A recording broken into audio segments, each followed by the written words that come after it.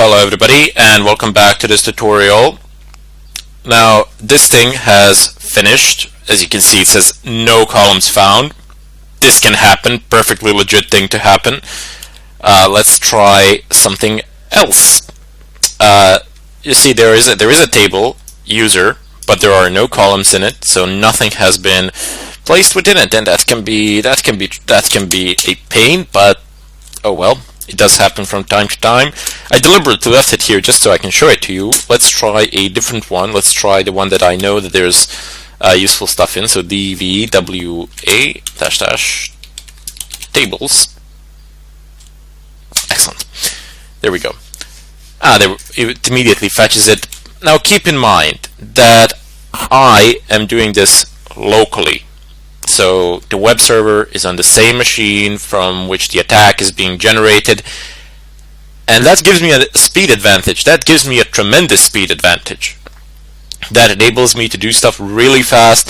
However, if you are out there on the net and if you have a slow connection, if the database is far away, and even worse, if the connection is bad on the other end, this can take a while. So these things tend to take a good amount of time, and don't be surprised if it runs for a while, because that's just the reality that we have to accept and live with. Anyway, we got users, we got guest book, so let's have a look at users, because I know that there was something useful there, but you won't know. So go through all of them. If you're doing a genuine pen test, go through everything that you can get. Go through every single table, go through every single column, go through every single database, see what is in there. I cannot emphasize this enough.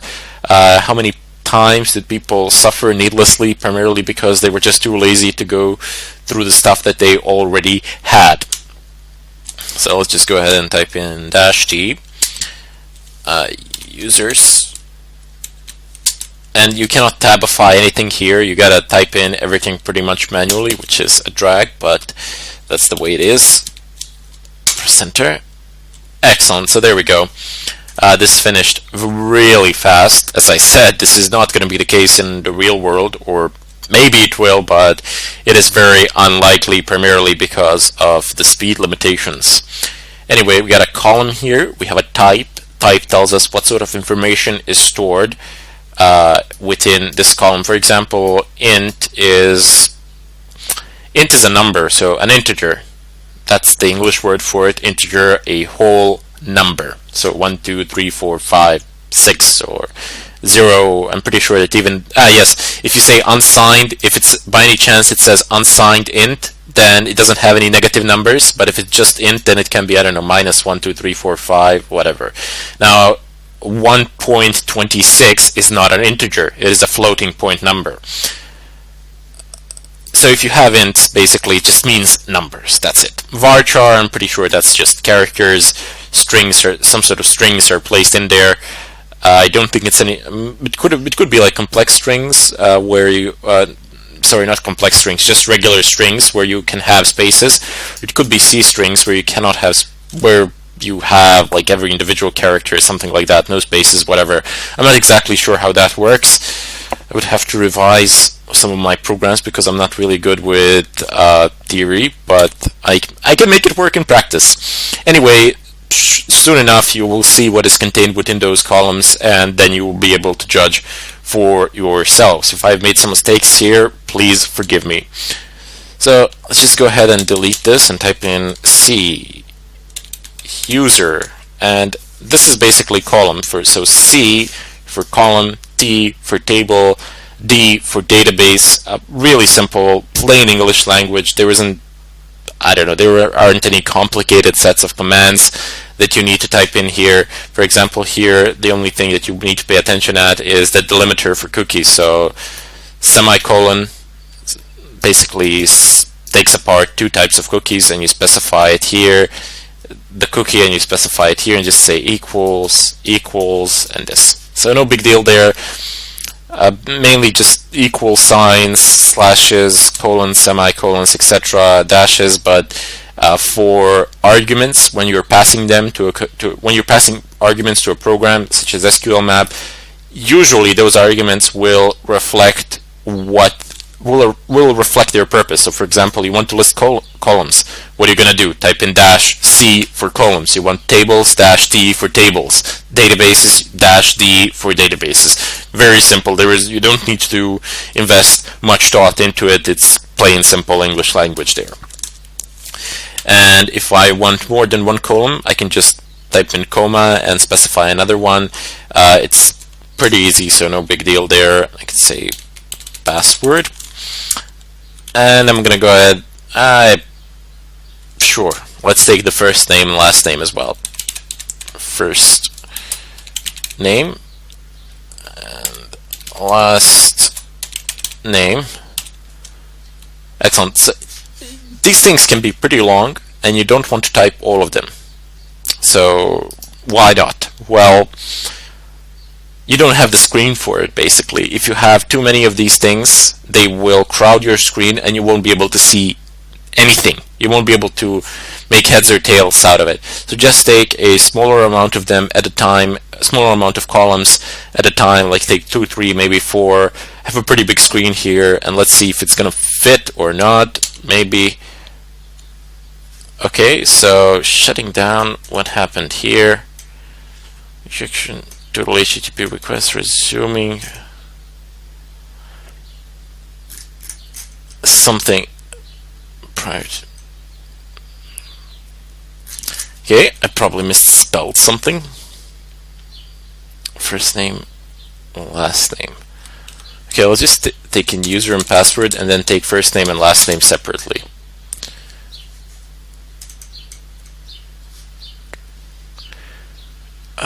Come on. What are you doing to me? Let's check the command out once more. Ah, of course. I've been taking it all, but I didn't dump it anywhere. I'm a brilliant person, I gotta tell you that. Do you want to store hashes to a temporary file for eventual further processing with other tools? Now, what just happened to me, these things tend to happen to anyone, no matter at what level. So don't worry about it. Just don't lose your nerves over it. I cannot emphasize enough how important it is to stay calm. If you can't stay calm, leave the machine as it is, lock it, go have a walk or something, or take a glass of water, a tea, whatever. Come back after 15 minutes, continue working. Believe me, you will figure out a solution far faster than just smashing against your keyboard or something of a kind. Anyway. It says 1337 hack me, and then we have some sort of a hash here. That's probably a password, depending on how we actually use this. So it says fetching columns user, first name, last name, password. What do we got here? Retrieved. I don't see first. There we go. So apparently these are admin, Gordon.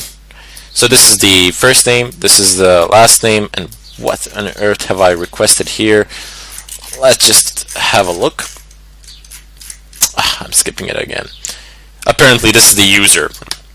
So that would be the username, I'm guessing, but we will see this very shortly. But just by looking at this, you can conclude a lot.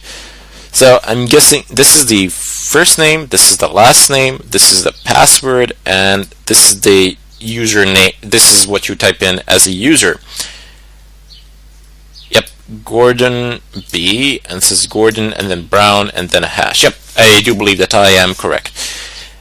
Next up, as I said, there is this question it's asking you, so you can store these hashes and then individually crack them, because you cannot use them as they are. You need to actually figure out a password from this, which is if the password is shorter, if it's some sort of a word from an English dictionary or something like that combined with some numbers or something of a kind, yes, sure, it can be cracked within a reasonable amount of time. If you have some sort of a password like me on my main machine, no, you're just not going to be able to crack it. It's going to be even if you were able to crack 8 million attempts per second, attempt to crack it 8 million times per second, it would take you more than a decade, far more than a decade. I can't calculate that. but usually that means that the password is longer than, I don't know, 8 characters, and that it has all sorts of things in it. I don't know, like numbers, signs, capital letters, lowercase letters, etc.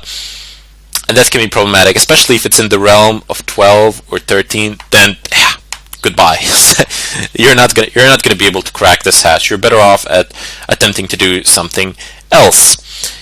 But anyway, for this tutorial, we're going to try to crack it with a default dictionary that is here, but you can also implement other dictionaries, and you can use other tools as well to crack these hashes. You can implement customized dictionaries, you can implement custom ranges, and then generate passwords from those ranges to attempt to crack this, and stuff of a kind. So there are a good amount of options out there for you, but just a keynote, a reminder, you wouldn't believe, I mean, you literally would not believe the sort of passwords people use on their main servers, on their gateway routers, which are the entry points to their networks and the building or something like that. I don't know, I have seen passwords literally on a router which is used to exit onto the internet for a company. Username admin, password admin. How fascinating can that be? I don't know, people actually sometimes don't pay attention to these things, but there are a large amount of passwords out there which simply are not of any use. If you can get the hash, you will crack it for sure. So be positive, be optimistic as far as that part is concerned. But from time to time, you will encounter somebody that actually uses proper passwords, and you simply won't be able to do anything with a hash there, but there are always other methods, as I said. Anyway, you can store them, but I don't want to store them. Let's give SQL Map a chance to actually crack them with a default dictionary. Yep, there is a dictionary-based attack, so you can type in yes. Default dictionary file. Okay, so it can use a default. You can specify a custom file. Custom dictionary file you can download from the net. Just type in dictionary files for password brute force or something like that. You can get them pretty much on a lot of places on the net. Try to find the ones that is most suited to your purpose. Generally type in your search queries on the net, type in what sort of a password are you trying to crack. Perhaps what type of a site is it, or something of a kind. You can also have file with a list of directory files, which is very interesting as well. So you can have a list of directory files within a file, and you can try multiple dictionaries from websites. The good thing with this is that you don't need necessarily store all the dictionaries on your computer, because they can be pretty large. You can store a couple, try them out, store a couple of, delete them, download a couple of others, try them out, and so on and so forth. Anyway, I'm just going to use the default one, which is press enter. Do you want common password suffixes? Slow? No, I don't want them. Let's see what you're going to do, how you're going to crack it. It says multi-processing hash cracking is currently not supported on this platform. I am on a virtual machine, so give me a break here. This is working as fast as it possibly can. It only has one processor core assigned to it if I didn't actually do anything. So you see, there is stuff happening here. It's doing some of the things. Do you want to crack them via dictionary-based attack? Okay, so I think this is asking me for my current username and password that I'm using. Sure, why not? You see, it says admin, admin, admin. That's what I've been using. It says password, and it says that there is the hash for a password, and then there is the actual password. Last name, first name, user. That's it. If we go back up, you can see that we have actually retrieved pretty much everything for other users on the site. So we have cracked this one, we cracked this one, cracked this one, this one as well. And okay, I do admit this is generally not the type of passwords that people will use, but they will probably use something relatively similar. Maybe there will be a couple of numbers or something like that, which is nothing too difficult to crack, especially if it's a dictionary word or English name. That's gonna fly for sure. Anyway, now you can use these credentials to log into a website and basically obtain access. Especially if you can log in as admin, that's kind of ridiculous, but yeah. Anyway, what I want to say here is, I don't know, sometimes people have asked me, well, you have the hash, like, why can't you do that? Why can't you just pass it as a password? Isn't it the same thing? No, not really, because the website on the other end, it takes this word as a password, it runs it through some sort of mathematical algorithm, which converts it into this. It encrypts it in essence. And then it compares what it has encrypted here, and compares the encrypted form of this. So it compares the encrypted form of Charlie to the encryption which it stored on its own, within its own table somewhere on the disks, on the server disks somewhere. If you were to pass this in, this would get encrypted, and it wouldn't be the same as the encrypted version of Charlie. Definitely. So you can't actually pass this. There is a method called pass the hash for Windows password cracking, but that is a subject for another time. If you wish, feel free to take a look at it on the net. Anyway, I bid you farewell, and I hope to continue this in the follow-up tutorial. We'll see what we will do there. Until then, I bid you all farewell.